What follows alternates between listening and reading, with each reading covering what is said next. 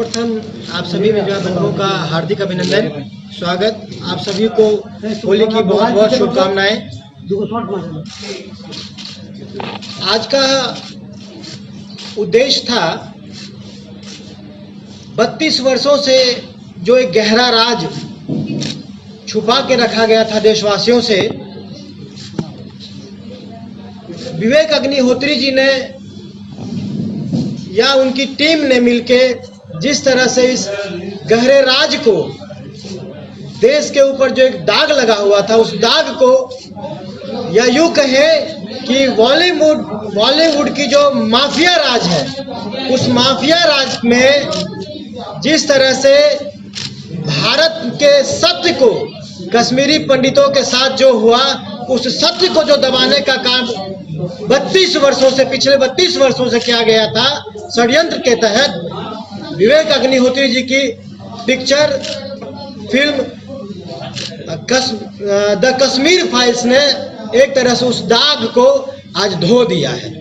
32 वर्ष के दाग को धोने का अगर कार्य किसी ने किया है बॉलीवुड के दाग को, तो वो विवेक अग्निहोत्री जी ने कर दिया है द कश्मीर फाइल्स में।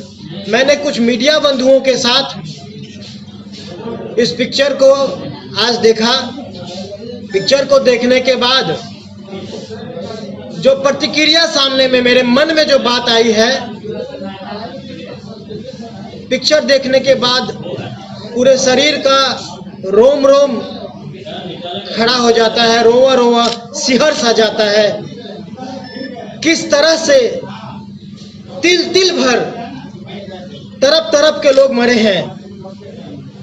कोई, मैं दावे के साथ कहता हूं, हर कोई एक ऐसा इंसान जिसके अंदर उसका जमीर जिंदा हो, लहू उसका सही हो, वह पिक्चर, कोई ऐसा इंसान पिक्चर हॉल में नहीं था जिसने जो रोया ना हो। यह फिल्म सत्य को दर्शाने वाली एक ऐसी फिल्म थी जिसने लोगों का जमीर जिंदा कर दिया। लोगों ने आज देखा किस तरह से ये जो जिहादी लोग हैं, कट्टरपंथी लोग हैं, जिन्हें हमने अपने देश में मेहमान समझा था, मेहमान की तरह शरण दिया था, शैतान बन के कैसे कहर ढाया है हमारे हिंदुओं पे, हमारे कश्मीरी पंडितों पे, जिस तरह से कहर ढारने का काम, जुर्म ढारने का काम किया है, सताने का काम किया है, नरसंहार करने का काम किया है, यह कलंकित कर देने वाला है। भाई 30 साल से कहां थे आप लोग? 30 साल से मैं ही नहीं, भारत के जन जन और कण कण से इस सत्य को छुपाया गया था, कोई जान ही नहीं पाया था। उस दौर में मीडिया, निश्चित तौर पे मीडिया या सोशल मीडिया इतनी सचर नहीं थी, इतना माध्यम नहीं था। मैं नहीं कहता हूं चाहे किसकी भी सरकार रही हो, लेकिन सरकार में जो भी रहा हो, कारण जो भी रहा हो, यह अमानवीय है। हमने देखा है किस तरह से एक पिता के सामने उसकी पत्नी, उसकी बेटी दोनों का बलात्कार किया। हमने देखा है किस तरह से पति के खून से सना हुआ भोजन पत्नी को करना पड़ रहा है। किस तरह से मस्जिदों से आवाज दी गई, हिंदुओं खाली करो।